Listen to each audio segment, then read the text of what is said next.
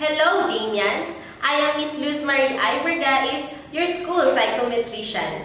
For the fifth topic of Damean Motivational Series, we will talk about stress management. The purpose of this topic is to help you, our dear students, to understand what stress is and to give you tips on how to manage stress. We asked some students from our school to share their ideas regarding this topic. Here are their videos. Hello everyone, my name is Saril Victoria A. Batling and I'm 20 years old and I'm a grade 4 pupil. Ako nga pala si Jessie Ferrell D. Kalunsag, 13 years old, grade 7, St. Therese. Hi, I'm Mary Dalminer S. Mahinay. My friends call me Dee. I am 15 years old, a grade 10 student. Hello, Notre Damians. My name is Gino Adrian J. Saganati. You can call me Gino, and I am now 18 years old and currently a grade 12 STEM student here at Notre Dame Messiah College. I am Gleo Kayla B. Candido, 19 years old, and am currently a first-year college student. Hey guys, my name is Felix T. Sari Jr., 20 years old, a third-year student in Notre Dame of Messiah College taking up Bachelor of Science in Hospitality Management. Good day, I am Philip Richard S. Rosiana II. You can call me TR for short. I am 21 years old and I am taking up Bachelor of Secondary Education, major in English. Stress is our body's reaction to a challenge or demand. It is a feeling of emotional or physical tension. Para sa akin, ang stress ay mga bagay o sitwasyon na nakakapagdulot ng alalahanin o hirap sa isang tao. Stress para sa akin is yung nafe-feel ko na nahihirapan na ako physically, emotionally, and mentally. And I start to overthink. I start to feel anxious. Stress is a feeling of emotional or physical tension, or it is a body's reaction to a certain challenge or demand. And stress can be positive or negative depending on the event that you encounter in a short period of time. It is a positive stress if you are feeling happy or excited, and it can be negative stress if the stress lasts for a longer period of time. Sa aking opinyon, ang stress ay dahilan ng pag-iisip ng mga bagay-bagay na nakakapagbigay ng matinding pag-aalala. Stress is a feeling of emotional and physical tension. It can make you frustrated physically, mentally, and emotionally. It can make you nervous, it can make you angry and short-tempered. Stress for me is an emotional feeling or tension.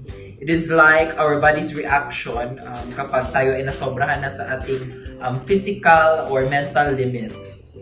And it also is our reaction also if we are exhausted of our physical capabilities. Yes po, especially if the tasks are mounting up and it coincides with my responsibilities at home. Opo, nakaranas na po ako ng stress. Yes, as a student, I have experienced being stressed. Yes po, I encounter stress before, and when I usually encounter it is when I am doing a lot of schoolwork, especially during last academic year, because of the continuous projects and school activities that are happening in school, and also handling my classmates since last academic year during my first and second semester at my grade 11 years is I am the classroom leader, so handling both my classmates and being a student at the same time is hard, is difficult and a challenge for me, but slowly I am coping up with the task. Oo, may pagkakataon na ring naranasan kong na-stress. I do experience stress in our community, at home, and in our school because nowadays our learning method is online classes, and it's one of the reasons why I'm stressed. Yes po, nararanasan po talaga natin ang stress, and all of us no, nararanasan talaga natin ang stress, and I feel stress when I am bombarded with the many schoolworks, with the many requirements also. Then we have some responsibilities here at school and also at home. So I think nobody is excused from stress. Ang mga bagay na nakaka-stress sa akin ay ang mga schoolworks, annoying brother, slow internet connection, at technological problems like naglalag yung phone. Bilang isang mag-aaral, nakaka-stress po yung sabay-sabay at madaming ginagawa po sa bahay at sa online class. Nakaka-stress din po yung mahina yung internet at yung ibang lesson na mahirap intindihin.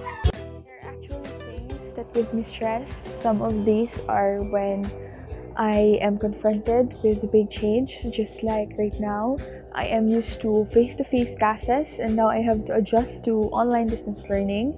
And the other one is when things do not go the way I want them to be. I don't have control over the situation.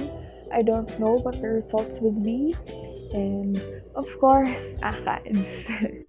Ang mga bagay po na nakaka-stress sa akin ay kapag naiinitan ako or when the place is not cool or no ventilation po yung lugar. When I skip meals, kapag hindi ako kumakain ng umaga, agahan, pananghalian, ganun po. When the instruction is unclear when doing a task, kapag hindi ko po naiintindihan yung instruction na binigay and hindi ko po talaga anong gagawin, and nakaka-stress po yun sa akin. And kapag ako ay pagod and pinipilit ko yung sarili ko na gumawa yung task or trabaho. Ang pagmamadali, lalo na sa mga lakad, ang nakakapagbigay sa akin ng matinding stress. The things that makes me feel stressed is number one, as what I have stated earlier, online classes. Second is poor internet connection, and lastly, noisy environment. Whenever I do my exam and quizzes, I can't focus well. Nakapapag-stress sa akin is, of course, yung number one is the school works. The number two also is kapag nagsabay ang school works and also our responsibilities at school. As a student leader, we are demanded by the many responsibilities, especially if we have activities. But these are not, hindi naman siya parati, but then hindi talaga may iwasan na sumasabay sila. And also, we have these responsibilities also at home because mga anak tayo ng ating mga magulang, and we'll try to be good children. No? And kapag nagsabay-sabay, minsan nakapag-stress din yan. And also, stress also, nakapag-stress din sa akin is somewhat with the advent of the online education. Minsan, pag mahinang internet, pag walang internet, nakakapag-stress din siya. And also, kapag, especially ang brownout, nakadagdag din sa stress. The effects of stress for me varies. Sometimes I cannot relax well and would often lead to anger. Also, pag stress ako, parang ayaw ko na mag-participate sa mga activities. Ang epekto po sa akin ng stress ay pagsakit ng ulo, madaling magalit, at nahihirapan matulog sa gabi.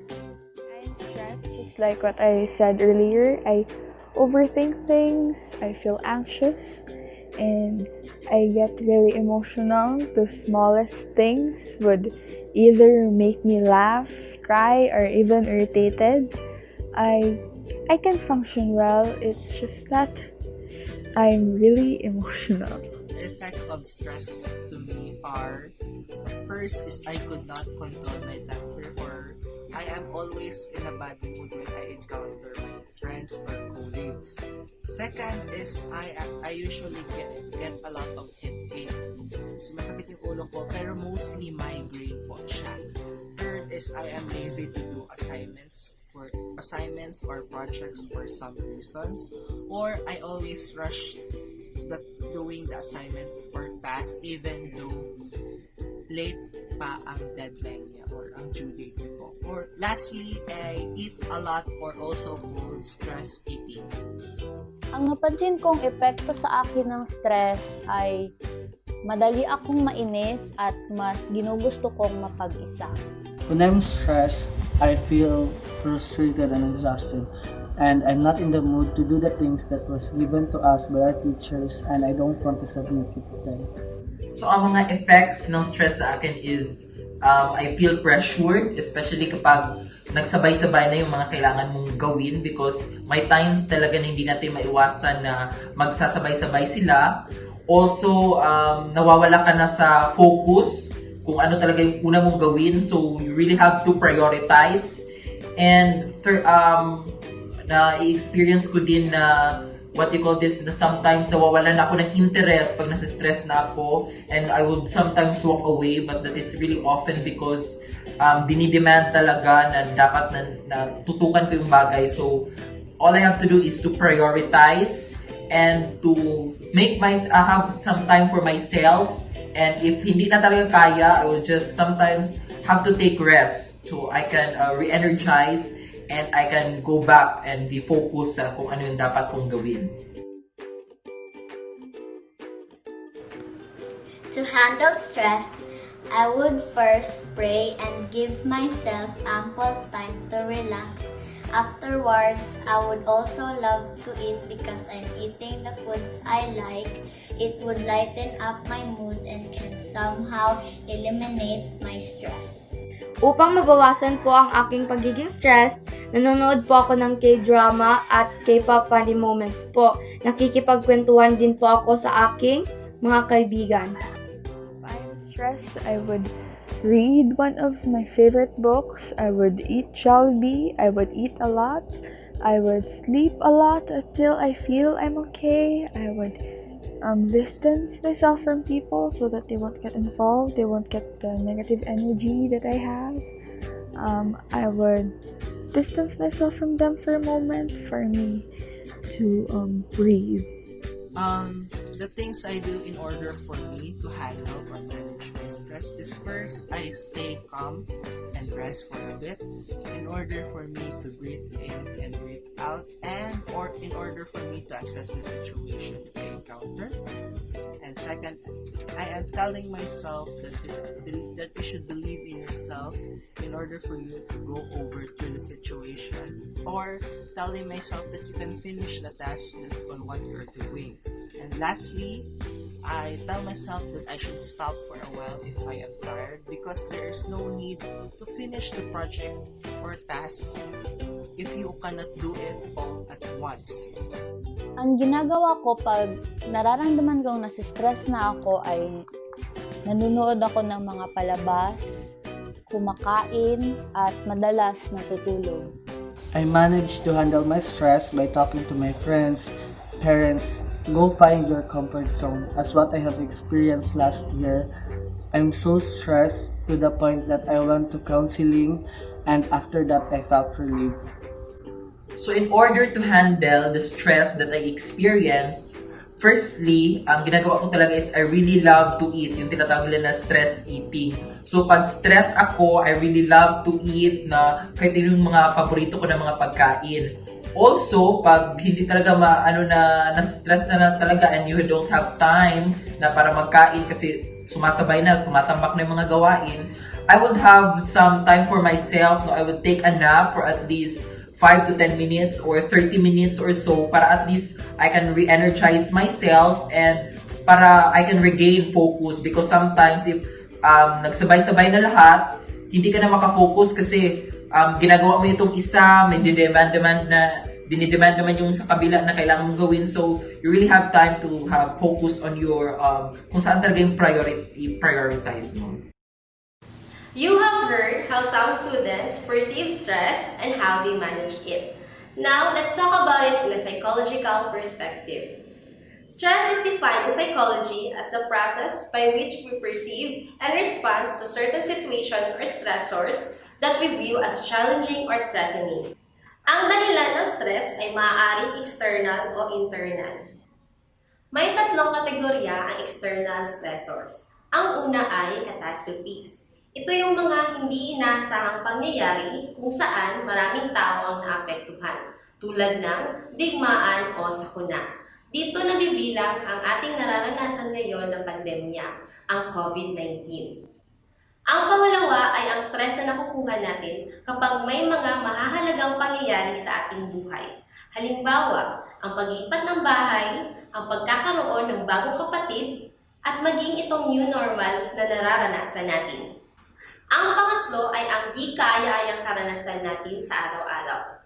Tulad ng stress na dulot ng traffic, kapag nagmamadali tayo dahil huli na tayo sa ating patutunguhan, mga tampuhan sa bahay o sa mga kaibigan. Ang internal sources naman ay nanggagaling mismo sa atin. Ito ang mga pamantayan na itinakda natin sa ating sarili, mga paniniwala, layunin, pangangailangan at kagustuhan. Ang mga halimbawa ng internal sources of stress ay kapag pinipilit natin gawing perpekto ang lahat ng bagay na ginagawa natin. Yung takot na nararamdaman kapag kailangang magsalita sa harap ng maraming tao o sa mga kaklase. Ano-ano nga ba ang mga sintomas kapag ikaw ay nakararanas ng stress?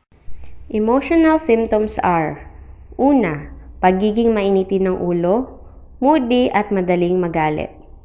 Pangalawa, yung pakiramdam na parang natatambakan o nilalaman ka na sa dami ng mga gawain, minsan pakiramdam mo wala ka ng kontrol sa mga nangyayari.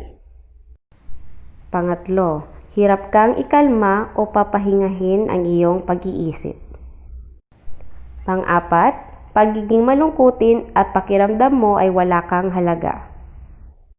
Panghuli, umiiwas ka sa ibang tao dahil gusto mo palaging mag-isa. Ang mga physical symptoms ng stress naman ay: first, low energy. Nangihina o walang sapat na lakas para gawin ang mga gawain sa paaralan o sa bahay. Headaches, upset stomach, aches, pains, and tense muscles. Chest pain and rapid heartbeat. Insomnia o hirap sa pagtulog. Frequent colds and infections. Nervousness and shaking. Ringing in the ear. Cold or sweaty hands and feet. Cognitive symptoms of stress include constant worrying, racing thoughts, forgetfulness and disorganization, inability to focus, poor judgment, and being pessimistic or seeing only the negative side. Behavioral symptoms of stress include changes in appetite, either not eating or eating too much, procrastinating and avoiding responsibilities, exhibiting more nervous behaviors such as nail biting, fidgeting, and pacing. Ang stress ay maaaring magdulot ng positibo o negatibong epekto sa isang tao. Ang epekto ng stress ay nakadepende kung paano harapin o pangasiwaan ng isang tao ang mga pangyayari sa kanyang buhay. If you think of it as an opportunity that will lead you to a good outcome, stress can lead you to accomplish your goal and allow you to be successful. Here are 5 tips for you to manage your stress. First, focus on things you can control. There are things which are beyond our control, just like an upcoming examination. The only thing we have control over is our behavior. So, prepare and study ahead of time to avoid stress. Second, manage your time. Make a schedule of your daily activities. Identify your priority and place that on top of your list. Third, take care of your body.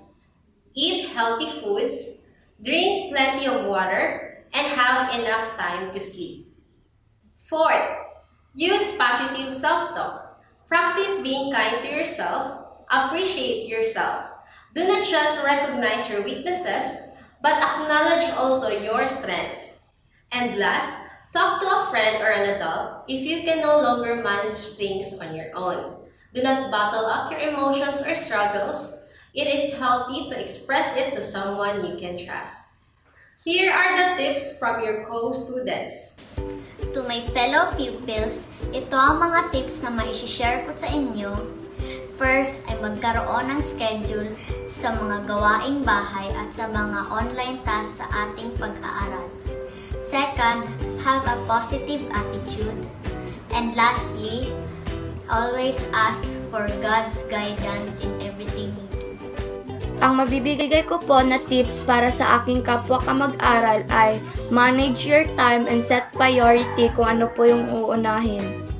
Fellow students who are feeling stressed lately because of online classes or for whatever reason, choose where you spend your energy. Don't forget to rest, to pause for a while, and go back to your motivation. Kasi when we do things, we have to be certain and tama yung motivation natin.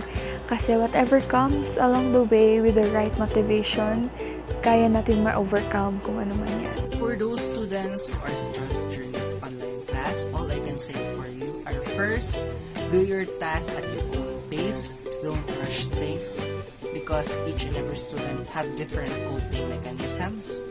Second, there is a lot of time for asynchronous activities. Do it one at a time, not all at once after the teacher publishes the materials. Third is read the materials first before starting an attempt to an activity. This is for you in order for you to get the idea of the quiz. Fourth is do not hesitate to ask if something is unclear to you. This is also for you in order for you to understand the lesson properly. And lastly, be patient and enjoy the experience of online class while it lasts. Bigyan mo ng oras ang sarili mong magpahinga, mag-relax, at gawin yung mga bagay na gusto mong gawin at nakakapagpasaya sa'yo. Then, huwag ilaan ang lahat ng oras sa pag-aaral. My advice to those students who feel stressed because of online class, just don't pressure yourself. Enjoy while learning. To my fellow students, ito yung mga, for me, no, na mga tips na pwede kong ibabahagi sa inyo. So especially that we have our online learning or online education at this time, it is good to have time management for yourself, no? So have a detailed plan, scheduled plan sa iyong mga kailangan gawin, no, for a week or sa araw-araw, especially if magkakaroon kayo ng mga synchronous classes, no, magkakaroon kayo ng mga Zoom meetings, teleconferencing.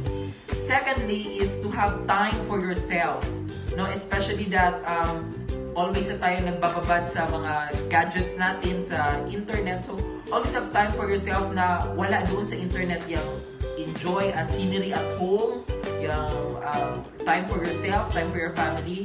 And also, huwag kalimutan din pala, always love to have this, a time for your friends or sa mga best friend ninyo. So, if you have time na magkita-kita, at least for once a month, it is good, no? Because especially that also ang friends ko, ang mga best friends ko is we are all in an online class setting. So, it is good na magkita-kita para to share some thoughts, to alleviate yung mga problema na in-experience nyo. And lastly, always ask for God's guidance. Huwag kalimutan magsimba, especially on Sunday, or if hindi naman kayo makakasimba, meron namang mga motivational, mga talks sa YouTube at sa Facebook na pwede nyong makita. And also, it is worth to have a positive outlook in life, no? So, especially we are online, iwasan natin yung pag-share ng mga masasamang mga so share positive outlook, share yung mga good quotes, yung mga pampa-good vibes, yung mga funny videos, funny memes, kasi din yan sa ibang tao. So that's all. Stress is normal and natural and everyone experiences it. Maging si bunso, si ate, kuya, at maging si mama at papa.